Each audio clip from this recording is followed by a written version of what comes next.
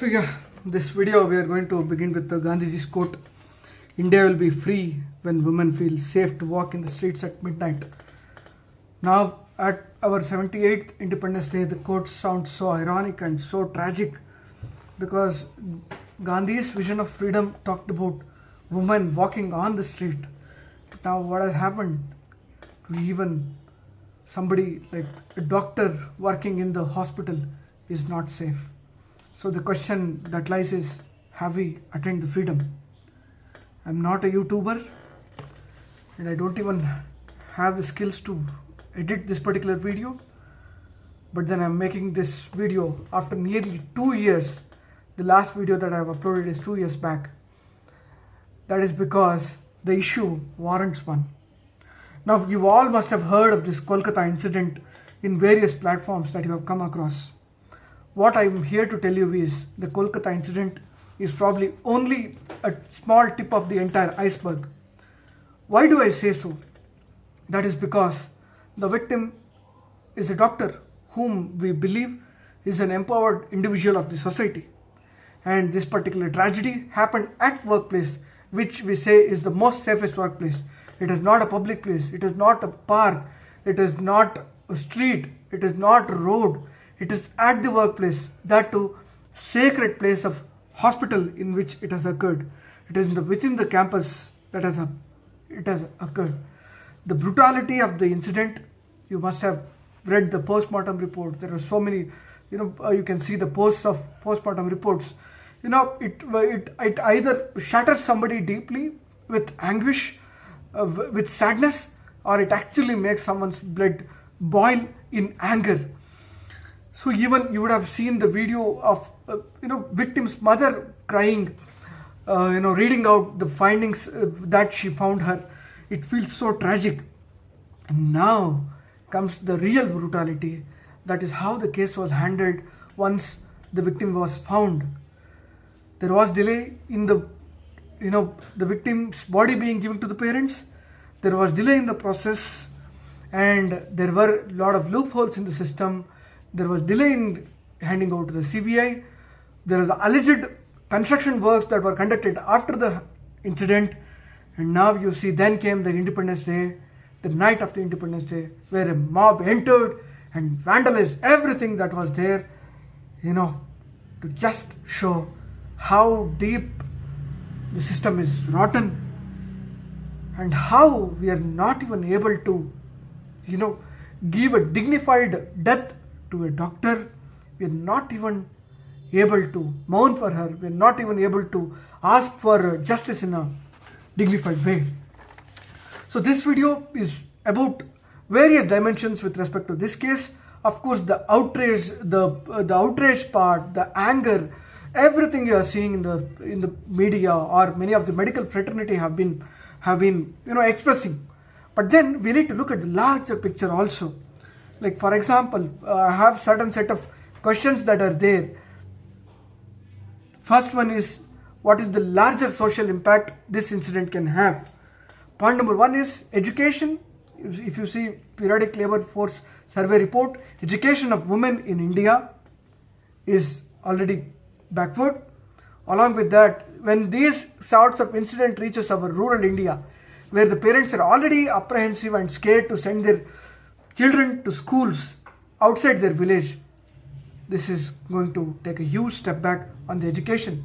Medical education, I've already know a lot of my friends who are apprehensive to take some of the clinical branches that involve emergency because they are scared that assault on doctors can happen anytime. Now there are a lot of doctors who say India is not at all safe for doctors. We want to go to UK, Australia, abroad. Their numbers, the cream of the population or the cream of the society that was there, whom we call it as doctors, will not be willing to stay here because the country is not providing them a safe workplace, which is tragic. Now assaults on doctor, physical assaults, abuse, mental torture, all that on one side. Now going to another step higher, a sexual assault at workplace shows how tragic the incident is. The next question is, can this have a psychological impact on the doctors working in India? And the answer is definitely. I know a lot of my friends, since I'm a psychiatrist, I have a lot of friends who have texted me personally saying that they don't feel like working anymore. They don't feel safe going to workplace anymore. Imagine, I know that I've worked in a lot of government institutions now where there is no designated separate duty rooms, where there are instances where both male duty doctors and female duty doctors have to sleep in a single room, or where there are no facilities for bed, where there are no separate washrooms and toilets facilities that are available. Now we are expecting our doctors to work during 24/7. Now, will they ever feel safe again to sleep in these circumstances? Will they ever be able to go to sleep with keeping the door unlatched? That is a question that we have to answer. Will they ever be able to sleep peacefully at their home also, knowing that they have a 24/7 casualty duty coming up where they are vulnerable? And I feel extremely concerned for my own fraternity, because I have my close friends who are females. Of course, many of you may have your daughter as a doctor, your mother as a doctor, or your spouse as a doctor, your close cousin as a doctor. Now all of us are now, there is the apprehension is always there that doctors are not safe at workplace. But this incident opens up everything and says we are more vulnerable than we ever thought. We are helpless, and when this can happen in an institute, then the tragedy, the fear is instilled in a lot of people's heart. Now we see many people are anxious at workplace, and many people can have even panic disorders at workplace. Of course, we have a great deal of individuals who are vulnerable to these psychological stressors. In them, they are bound to decompensate, and they may have long-term psychological impacts also. Now, my next question that is asked is whether it is Nirbhaya 2. Can this be compared to the Nirbhaya case? Now, both the cases are horrifying, brutal, and probably something that would tear the society apart. In fact, even this incident, I would say, has taken our society for probably 100 years. We fought a great deal, in terms of be it our freedom struggle, be it our, women movements. We talk about so many women leaders in the country, but this particular incident, I must say, that has taken us at least 100 years back. Now, why it is Nirbhaya 2.0, or it is more tragic or more horrifying than Nirbhaya, is because this incident happened at a known place, that is the workplace. And what is more shocking is the ununited nation or the country that we are seeing now. Because when Nirbhaya happened, everybody fought together, everybody came together. We saw what was happening in the Delhi streets when everybody gathered together at the India Gate. We saw what happened at each places, be it Bangalore, Chennai, Kolkata, or even the district places, when we gathered together as a society and we raised our voice to fight for justice, to bring a change, to bring revolution. But now this is more brutal because the society has turned a blind eye. The next thing is, the most important thing is the cover-up that has been happening. There are instances of tampering with the evidences, and then when a mob enters, fights against the peaceful protesters, that this is not a fight against just one or two criminals. It is probably the larger system that you are fighting against, but even then the society does not cooperate.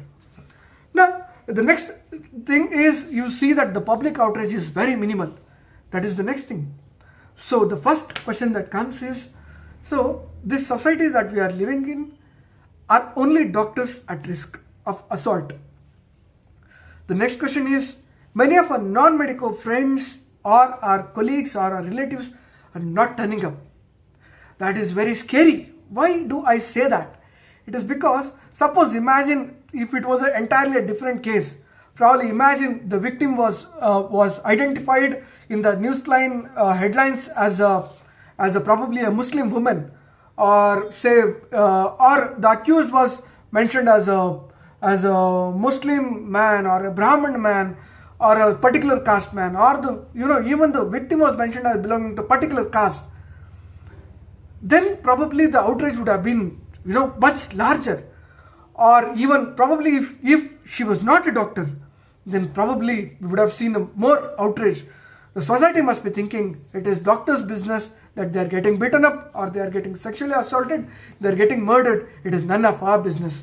So, but let me tell you, in a society where if a doctor cannot be safe, then we don't know what is the kind of society that we are living in.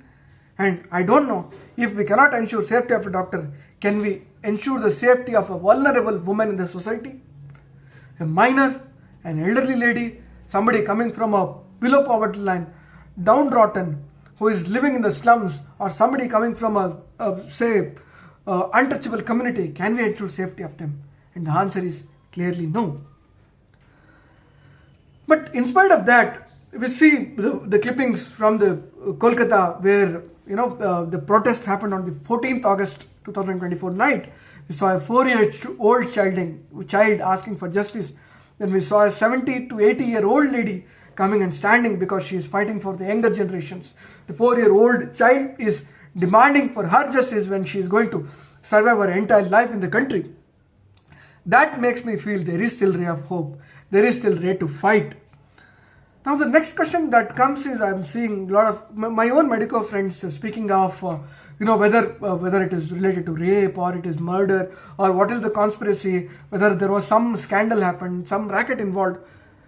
For me, if you ask me whether that is important, at this point of time, I would say the political angle is the least important one. I'm not saying it is not important, it is the lesser important one.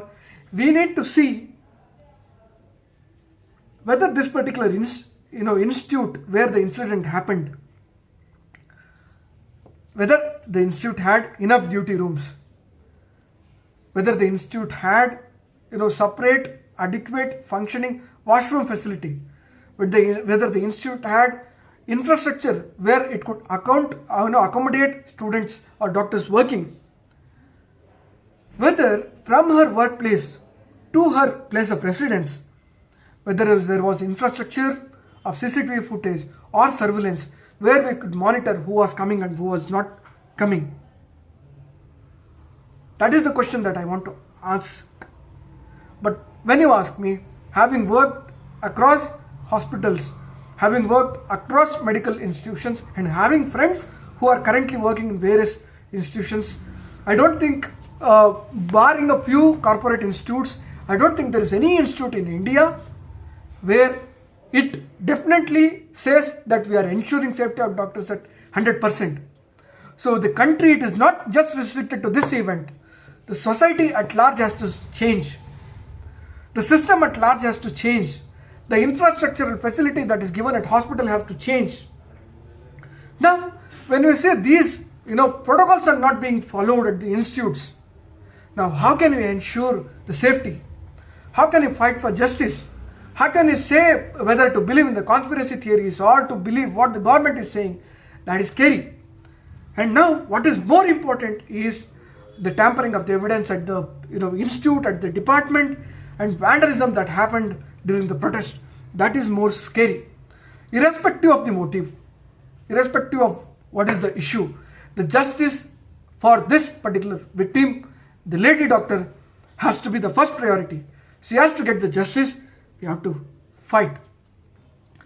Now, I want to highlight you into the one more issue that I have coined myself.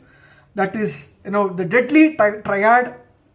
The deadly triad. What is the deadly triad in India is being a doctor is first level, working in emergency is second level, and being a female doctor is the third level. This is a deadly triad. If you are a doctor in India, you are at risk. If you are somebody who is working in the casualty, your risk enhances by 10-folds, and if you are a female doctor, then it increases further. That is because neither our society, nor our policymakers, nor do our legislations, not even our infrastructural facilities accommodate for safe working environment of our doctors. Now, when the most common allegation is with respect to rapes, that numbers that happen in the country. Now, according to NCRB reports, okay, so there are around 90 rapes per day in India. We don't know, all the unreported cases that are happening, we are not very sure of. Of course, cases don't get unreported because there we call something called as re-victimization.